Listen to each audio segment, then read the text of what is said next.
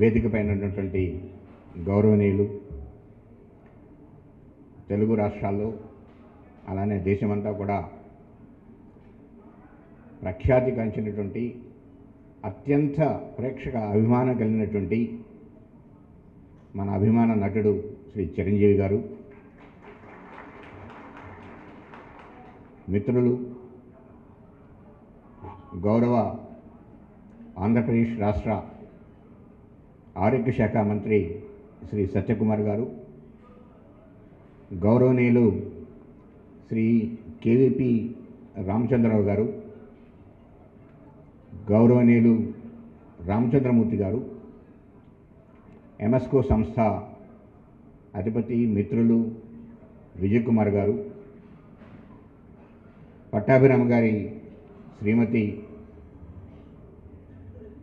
జయ గారు, ఇక్కడికి వచ్చినటువంటి చాలామంది పెద్దలు, గౌరవనీయులు, ముఖ్యంగా అత్యంత గౌరవనీయులు నాకు వరప్రసాద్ రెడ్డి గారు, వేణుగోపాల్ రెడ్డి గారు, జస్టిస్ నరసింహారెడ్డి గారు, అలానే హైకోర్టు జస్టిసులు ఇద్దరు రాజేశ్వర్ గారు, హర్నాథ్ గారు, చాలామంది ఐఏఎస్ ఆఫీసర్లు ఉన్నారు, రమేష్ గారు, జనార్దన్ రెడ్డి గారు, మన ఎల్వి సుబ్రహ్మణ్యం గారు, మాజీ డీజీపీలు ఉన్నారు, మహేందర్ రెడ్డి గారు, చవాంగ్ గారు, అలానే గొప్ప డాక్టర్లు చాలామంది వచ్చారు, మన రవీంద్రనాథ్ గారితో సహా చాలామంది ఉన్నారు ఇక్కడ.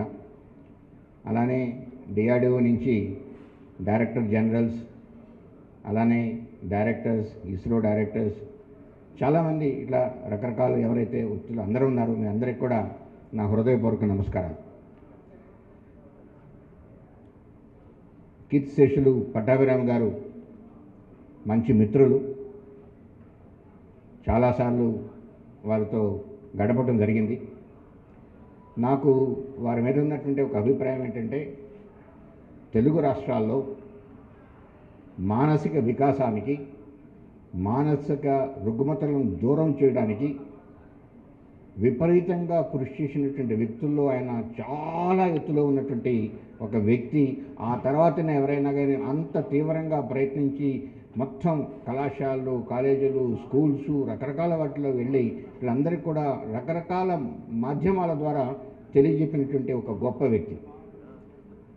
వారి పేరుతో ఈరోజు ఒక అవార్డు ఇవ్వాలనుకోవడం, దానికి మొత్తం కృషి చేసినటువంటి విజయ్ కుమార్ గారికి అభినందనలు. వారి పేరుతో ఈ అవార్డు నాకు ఇచ్చేందుకు నిర్ణయించినటువంటి రామచంద్రమూర్తి గారి కమిటీకి, వాళ్ళందరి సభ్యులకి నా హృదయపూర్వక ధన్యవాదాలు జరుపుకుంటున్నాను. ఈరోజు అంటే డిఆర్డిఓలో డిఫెన్స్ కోసం పనిచేసినటువంటి శాస్త్రవేత్తలు వేల మంది రాత్రింబాళ్ళు మొత్తం వాళ్ళ జీవితాన్ని ధారపోసినటువంటి వేల మంది సైంటిస్టులు ఈ దేశంలో ఉన్నారు. వీళ్ళందరూ ఈ కొన్ని దశాబ్దాల నుంచి, స్వాతంత్రం వచ్చిన తర్వాత నుంచి తీవ్రంగా కష్టపడి పనిచేసిన దానివల్ల ఈరోజు భారతదేశం ఒక స్వతంత్రంగా అన్నీ తయారు చేసుకోగలిగినటువంటి, స్వతంత్రంగా ఈ దేశాన్ని రక్షించుకోగలిగినటువంటి స్థితికి వచ్చింది. వందల మంది, వేల మంది సైంటిస్టులు ఉన్నారు.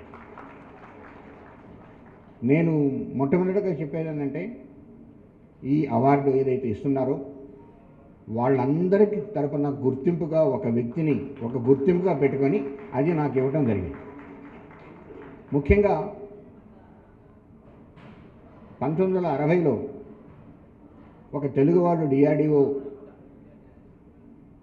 చైర్మన్గా అయ్యారు, సూరి భగవంతం గారు. దాని తర్వాత తెలుగు వ్యక్తి డిఆర్డిఓ చైర్మన్గా నేను కావటం వల్ల తెలుగులో ఈ రాష్ట్రాల్లో ఉన్నటువంటి వాళ్ళందరికీ, ఈ శాస్త్రవేత్తలందరికీ కూడా ఒక సింబాలిక్గా సతీష్ రెడ్డి కనిపించారు. అందుకని నాకు ఈ అవార్డు ఇచ్చారు. ఈ అవార్డుని మొత్తం మా శాస్త్రవేత్తలు ఎవరైతే పనిచేశారో, తీవ్రంగా కష్టపడ్డారో వాళ్ళందరికీ కూడా నేను ఇది సమర్పిస్తున్నాను. ఈరోజు ఈ అవార్డు కార్యక్రమం జరుపుకోవటం కాకతీయంగా అయినా కూడా ఒక మంచి రోజు ఈ కార్యక్రమం జరుపుకుంటున్నాం. ఎందుకంటే ఈరోజు కార్గిల్ విజయ్ దివస్. మన కార్గిల్ యుద్ధంలో మన సైనికులు అత్యంత క్లిష్టమైనటువంటి పరిస్థితుల్లో, అత్యంత ఎత్తైనటువంటి హిమాలయాల్లో, అత్యంత చలి ప్రదేశంలో పోరాడి అక్కడ ఉన్నటువంటి ముష్కరుల్ని సంహరించి మన భారతదేశానికి విజయం సాధించినటువంటి రోజు. ఈరోజు ఈ కార్యక్రమం జరుపుకుంటూ ఒక డిఫెన్స్ శాస్త్రవేత్తకి అవార్డు ఇవ్వటం అనేటువంటిది ఈ చాలా గర్వించదగినటువంటి విషయం. ఈ మనం అందరం కూడా ఈ కార్గిల్ విజయం సాధించినటువంటి దాని తర్వాత ఈరోజు ఆర్మీ చీఫ్ స్టేట్మెంట్ మనం పేపర్లో చూసాం. ఆ కార్గిల్లో మనకు వచ్చినటువంటి ఎక్స్పీరియన్సెస్ వల్ల ఆపరేషన్ సింధూర్లో అత్యంత అద్భుతమైనటువంటి విజయాన్ని మనం సాధించామని చెప్పి ఈ సైనికులందరూ కూడా మనం నివాళులు అర్పించాలి. నేను ముఖ్యంగా వేదికమైనటువంటి పెద్దలు ఎవరైతే నా గురించి చాలా విషయాలు మాట్లాడారో వారికి హృదయపూర్వక ధన్యవాదాలు తెలుపుకోవాలి. ముఖ్యంగా మన ముఖ్య అతిథి చిరంజీవి గారు గత కొన్ని సంవత్సరాలుగా అప్పుడప్పుడు సందర్భాల్లో కలిసి మాట్లాడుకోవడం, కలిసిన ప్రతిసారి చాలా మంచి విషయాలు చర్చించుకోవటం. ముఖ్యంగా వారు నాకు 2 సార్లు చెప్పారు. 2018లో నేను రవీంద్ర భారతిలో ఉన్నప్పుడు ఈ న్యూస్ వచ్చింది, నాకు వెంటనే వెంకయ్య నాయుడు గారు చెప్పారనేటువంటి గుర్తుపెట్టుకొని చెప్పడం అనేటువంటిది. మాకు ఆయనకి తెలియకుండా ఒక చిన్న సంబంధం కూడా ఉంది. ఆయన చిన్నప్పుడు ఏ వీధిలో అయితే నెల్లూరులో ఉన్నారో నేను అదే వీధిలో మా నాన్నతో పాటు అదే వీధిలో నేను ఉండటం జరిగింది. ఇవాళ ఉదయమే చెప్తున్నాను వారికి ఆ వీధిలో ఉన్నాం, అట్లాంటి మనకు ఒక సంబంధం ఉంది అని చెప్పి. అలానే మిత్రులు గౌరవ ఆంధ్రప్రదేశ్ రాష్ట్ర ఆరోగ్య మంత్రి సత్యకుమార్ గారు దాదాపు 35 సంవత్సరాల నుంచి మిత్రులు. అన్ని విషయాలు పూర్తిగా ఇద్దరికి తెలిసినటువంటి వ్యక్తి, అత్యంత ప్రతిభ కలిగినటువంటి వ్యక్తి, అత్యంత రాత్రింబౌళ్ళు పనిచేయగలిగేటువంటి వ్యక్తి. చాలా అద్భుతంగా మాట్లాడారు. వారు నా గురించి ఇన్ని విషయాలు చెప్పినందుకు మీ అందరికీ హృదయపూర్వక ధన్యవాదాలు తెలుపుకుంటున్నాను. అలానే వేదిక మీద ఉన్నటువంటి అందరూ ఎవరైతే నాకు ఎప్పుడు వారు ఆశీస్సులు అందిస్తూ ఉంటారో, రామచంద్రమూర్తి గారు, రామచంద్రరావు గారు, కార్యక్రమానికి వచ్చిన మీ అందరికీ కూడా నేను పూర్తిగా నా హృదయపూర్వక కృతజ్ఞతలు తెలుపుకుంటున్నాను. కొద్దిగా మనం మన దేశ ఒక రక్షణ రంగ శాస్త్రవేత్తకు అవార్డు ఇచ్చినప్పుడు కొద్ది విషయాలైనా మనం తెలుసుకోవడం ముఖ్యం. భారతదేశం ఏమీ లేనటువంటి స్థితి నుంచి పూర్తిగా దిగుమతుల మీద ఆధారపడేటువంటి స్థితి నుంచి ఈరోజు చాలా ఎక్కువగా, అత్యంత ఎక్కువ భాగం భారతదేశంలో మనం స్వదేశీయంగా అన్నీ తయారు చేసుకునేటువంటి పరిస్థితికి వచ్చాం. ఒక స్ట్రాంగ్ స్టేట్మెంట్ ఒకటి చెప్తాను నేను. Today we are self reliant in the areas of missiles, radars, sonars, torpedoes, airborne early warning systems, అవాక్ systems, tanks, guns, armoured vehicles, ships, submarines. ఇవన్నీ కూడా మనం సొంతంగా స్వదేశీయంగా మనం తయారు చేసుకునేటువంటి పరిస్థితులకు వచ్చాం. అలానే ఈ మధ్యకాలంలో చూసినటువంటి అద్భుత విజయాలు చూస్తే ప్రపంచంలో ఉన్నటువంటి అత్యాధునికమైనటువంటి అభివృద్ధి చెందినటువంటి దేశాలతో సమానంగా మనం వచ్చాం. ఇప్పుడు ఇందనకనే ఆడియో విజువల్లో చూపించారు. మనం యాంటీ శాటిలైట్ అంటే అంతరిక్షంలో తిరిగేటువంటి ఒక శాటిలైట్ని ఒక క్షిపణిని పంపించి సెంటీమీటర్స్ యాక్యురసీతో దాన్ని ధ్వంసం చేయగలిగేటువంటి ఒక పరిస్థితి భారతదేశం, రష్యా, అమెరికా, చైనా తర్వాత భారతదేశం 4వ దేశంగా వచ్చింది. మనకి ఇదివరకు ఒక గన్ లేదు. మనం బోఫర్స్ అనేటువంటి గన్ గురించి మనం అందరం విని ఉంటాం, కొనేవాటి వాళ్ళు. మనకి గన్ లేకపోతే మనం గన్ తయారు చేసుకోగలిగాం. ఆ గన్ తయారు చేసుకునేటువంటి గన్ ఒక అడ్వాన్స్డ్ టోడే అరే గన్ సిస్టమ్ అని, ఏటాక్స్ అని 155 ఆర్టిలరీ గన్ అంటారు. ఈ గన్ మన భారతదేశంలో తయారు చేసుకుని ఇప్పుడు 2 సంస్థలు టాటా, భారత్ ఫోర్జ్ అనేటువంటి ప్రొడ్యూస్ చేస్తున్నాయి. ఈ గన్ పరిస్థితి ఏంటంటే ఆ గన్ ప్రయోగించేటటువంటి షెల్ ఎంత దూరం వెళ్తుందంటే ప్రపంచంలో ఇంకా ఏ గన్ కూడా అంత దూరం ప్రయాణం చేయగలిగేటువంటి షెల్ని చేయగలిగేటువంటి పరిస్థితి లేదు. భారతదేశం ఈరోజు నెంబర్ 1 ఇన్ ద వరల్డ్. పోయిన సంవత్సరం స్వాతంత్ర దినోత్సవం రోజు ఎర్రకోటలో ప్రధానమంత్రి గారు ప్రసంగించేటప్పుడు సెరెమోనియల్ ఫైరింగ్ ఆఫ్ ఎ గన్ జరుగుతుంది. అప్పటి వరకు మనం విదేశాల నుంచి తెచ్చుకున్నటువంటి గన్నులే మనం వాడేటువంటి వాళ్ళం ఆ సెరెమోనియల్ ఫైర్కి. ఆ రోజు మన దేశంలో మనం తయారు చేస్తున్న గన్ అక్కడ వాడటం ప్రధానమంత్రి గారు రోజు చాలా సగర్వంగా చెప్పారు. 75 साल के बाद आज लाल किला पे देश के स्वातंत्र के अवसर पर देश में बनाया गन का आवाज़ सुनाया आपने. ఆ పరిస్థితి ఈరోజు ఇట్లాంటిది ఏదో ఈ మధ్యనే మనం ఒక పరీక్ష జరిపారు డిఆర్డిఓ, ఒక యాంటీ షిప్ మిసైల్ అని. చాలా సుదూరం, అంటే దూరాలు మనం ఎంత పోతాయో చెప్పుకోకూడదు ఇక్కడ. చాలా సుదూరం వెళ్ళి అక్కడ ఉండేటువంటి షిప్ని వెతికి దాన్ని ధ్వంసం చేయగలిగేటువంటి ఒక మిసైల్.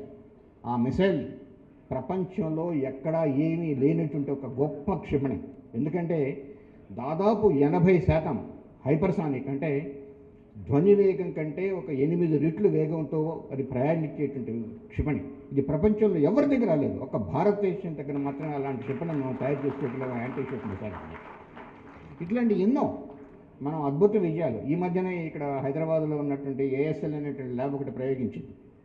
ఒక క్షిపణిని ప్రయోగిస్తే ఆ క్షిపణిలో చివరి భాగంలో ఉండేటువంటి పేలోడ్స్ అంటాం, ఏదైతే ధ్వంసం చేసేటుంటాయో, ఒకటే క్షిపణిలో మూడు ఉండి మూడు ఇతర ప్రదేశాలకు, వేరు ప్రదేశాలకు వెళ్ళి ఆ వేరు ప్రదేశాల్లో ఉండేటువంటి వాటిని ధ్వంసం చేయగలిగేటువంటి ఒక క్షిపణిని భారతదేశం ఈరోజు తయారు చేసుకొని ఒకటే క్షిపణిలో 3 క్షిపణిని ప్రయోగించేటువంటి స్థాయికి భారతదేశం చేరింది. ఇది పరిస్థితి. కొన్ని వేల, ఈరోజు దాదాపు 25,000 ఇండస్ట్రీస్ డిఫెన్స్ కోసం పనిచేస్తున్నాయి. 25,000 ఇండస్ట్రీస్ పనిచేస్తున్నాయి. పరిస్థితి ఏంటంటే పోయిన సంవత్సరం 1,78,000 కోట్ల సామాగ్రిని భారతదేశంలో తయారు చేసుకోగలిగారు. ఇందులో సత్యకుమార్ గారు చెప్తున్నారు, ఇదివరకు మనం పూర్తిగా విదేశాల మీద ఆధారపడేటువంటి వాళ్ళం, దాదాపు మొత్తం మనం ఇక్కడ తయారు చేసుకోగలుగుతున్నాం. ఎగుమతులకు మనం తయారు చేస్తున్నాం. సంవత్సరం ఎగుమతులు దాదాపు 15-20 వేల కోట్లు పెరుగుతూ వస్తున్నాయి. భారతదేశంలో ఉండేటువంటి ఇండస్ట్రీస్ ప్రపంచంలో ఉండేటువంటి అన్ని సంస్థలకి ఇచ్చేటువంటి పరిస్థితి. ఒక అద్భుతమైన విషయం ఏంటంటే ఈ మధ్యనే ఆర్మేనియా అనేటువంటి దేశం యొక్క రిపబ్లిక్ డే పెరేడ్ జరిగింది, జస్ట్ ఒక నెల నాడు. ఆ ఒక్క రిపబ్లిక్ డే పెరేడ్లో భారతదేశంలో తయారైనటువంటి 3 ఎక్విప్మెంట్స్ వాళ్ళ పెరేడ్లో ఉన్నాయి. ఆకాశ్ మిసైల్, పినాకా అని చెప్పి, తర్వాత ఏటాక్స్ గన్ అని ఒక విదేశీ దేశం యొక్క పెరేడ్లో భారతదేశం యొక్క సామాగ్రి ఒక 3 ఒకటే పెరేడ్లో ఉండటం గొప్ప విషయం. ఈ పరిస్థితికి వచ్చాం. రాబోయేటువంటి కొన్ని సంవత్సరాల్లో ఖచ్చితంగా మనం ఒక లీడర్గా ఎదుగుతామని చెప్పి పూర్తి నమ్మకం ఉంది. మనం ఖచ్చితంగా కూడా ఎవరికి తీసిపోము. ఈరోజు ఎవరి మీద ఆధారపడాల్సిన పరిస్థితి లేకుండా మనం తయారు చేసుకోగలం. దాదాపు 65-70% ఈరోజు ఆర్మడ్ ఫోర్సెస్లో ఉన్నటువంటి ఎక్విప్మెంట్ ఏదైతే ఉందో అదంతా చేసుకోగలిగాం. అందుకనే మనం ఖచ్చితంగా చెప్పచ్చు ఆపరేషన్ సింధూర్ అనేటువంటిది ఒక ఘన విజయం భారతదేశానికి. ఎందుకంటే మొట్టమొదటిసారి పూర్తి స్వదేశీ పరిజ్ఞానంతో చేసినటువంటి ఎక్విప్మెంట్ వాడి ఆపరేషన్ సింధూర్లో మనం విజయం సాధించాం. ఏ రకమైనటువంటి ఆల్మోస్ట్ ఆల్ 80%, 90% ఎక్విప్మెంట్ మన స్వదేశంలో తయారైనవి. రెండవది, మనం ఏదైతే టార్గెట్స్ అనుకుంటున్నామో టెర్రరిస్ట్ క్యాంపులు కావచ్చు, ఆ ఇళ్ళు చుట్టుపక్కల ఇళ్ళకి ఏమాత్రం ఇబ్బంది కాకుండా, లేకుంటే అక్కడ ఉన్నట్టు ఏరోడ్రోమ్స్, లేకపోతే ఇంకొకటి ఉన్నట్టు బంకర్స్, ఇవన్నిటిని కూడా మనం ఖచ్చితమైనటువంటి లక్ష్యంతో ధ్వంసం చేశాం. కానీ రెండో వైపు చూడండి, పాకిస్తాన్ కొన్ని వందల డ్రోన్స్ని, కొన్ని వందల రకరకాల మిసైల్స్ని, ఇంకొకటిని అన్నిటిని పంపించింది. ఒక్కదాన్ని కూడా వచ్చి భారతదేశంలో మన ఒక్క లక్ష్యాన్ని కూడా తగలనేయకుండా మనం దారిలో ధ్వంసం చేయగలిగాం. ప్రపంచం నిబ్బురుపోయింది. ఇంత ఎయిర్ డిఫెన్స్ సిస్టమ్ ఒక ఇజ్రాయెల్లోనో అమెరికాలోనో ఎక్కడో మాత్రమే ఉంటుంది, ఐరన్ డోమ్ అని అనుకుంటే వాళ్ళు ఆపరేషన్ సింధూర్లో మొదటిసారి చూశారు. భారతదేశం పూర్తిగా దేన్ని కూడా వచ్చి ఇక్కడ ఉండేటువంటి మన ఆస్తులను కానీ నగరాలను కానీ ధ్వంసం చేయకోకుండా మొత్తం అడ్డుకుంది అనేటువంటి ఇంత ఓపెన్గా మీరు పేపర్లో చదువుతారు. ఒక్క ప్రాంతానికి వచ్చి ఒక్క మిసైల్ కానీ ఇంకొకటి కానీ ఏ రోజు ఎక్కడే కాలేదు, మొత్తం ఆకాశంలో ధ్వంసం చేయలేదు. ఇంత అద్భుతమైనటువంటి విజయాన్ని భారతదేశం, భారత యొక్క శాస్త్రవేత్తలు ప్రభుత్వ సహకారంతో సాధించారు. మరిన్ని రాబోయే రోజుల్లో ఇప్పుడు యంగ్స్టర్స్, ముఖ్యంగా యువత, పటాభరాం గారి గురించి చెప్పేటప్పుడు మనం ఒక విషయం చెప్పాలి. యువత చాలా అద్భుతంగా వస్తున్నారు. 2016లో ఈ దేశంలో 458 స్టార్టప్స్ ఉండేవి, అంతే ఉండేవి. ఈరోజు 2,35,000 స్టార్టప్స్ ఈ దేశంలో వచ్చాయి. అందరూ కూడా యంగ్స్టర్స్. అద్భుతమైన విజయాలు మనం మొన్ననే చూసాం. ఇక్కడ స్కై రూట్ అనేటువంటి యంగ్స్టర్ సంస్థ ఒక అంతరిక్షంలో శాటిలైట్స్ని ప్రవేశించగలిగింది. ఇంకా మీకు చాలా అద్భుతమైన విజయాలు సాధించినటువంటి దాదాపు కొన్ని వేల స్టార్టప్స్ ఈరోజు డిఫెన్స్ ఏరోస్పేస్ రంగంలో వచ్చాయి. వాళ్ళందరూ కూడా అద్భుతమైన విజయాలు సాధిస్తున్నారు. ప్రపంచ దేశాలు వచ్చి వాళ్ళందరికీ ఫండింగ్ చేస్తున్నాయి. America, Japan, Singapore, United Arab Emirates, France ఉన్నది. ఈ కొత్త యంగ్స్టర్స్ 25-26 సంవత్సరాల పిల్లల దగ్గర ఈ దేశాలన్నీ వచ్చి వాళ్ళు కొనుక్కుంటున్నారు. అంత అద్భుతమైన. సో రాబోయే రోజుల్లో మనం ఈరోజు భారతదేశం యొక్క స్ట్రెంగ్త్ ఏదైతే ఉందో ఈ యువత ఖచ్చితంగా భారతదేశానికి ముందుకు తీసుకుపోతానని చెప్పి పూర్తి నమ్మకం ఉంది. అలా బివి పట్టాభిరామ్ గారు లాంటి వాళ్ళు మరింత మంది వచ్చి, ఆయన శిష్యులు మరింత వచ్చి భారత యువతకు, భారత విద్యార్థులకు మనోవికాసం కలిగించి, వారిలో ఇన్స్పిరేషన్ కలిగించి, ఉత్తేజం కలిగించి, మరిన్ని అద్భుత విజయాలు సాధించి భారతదేశాన్ని ప్రపంచంలో ఒకటిగా నిలబెడతారని చెప్పి ఈరోజు బివి పట్టాభిరామ్ గారి అవార్డు తీసుకునే సందర్భంగా నేను అందరికీ తెలియజేస్తున్నాను. మరొకసారి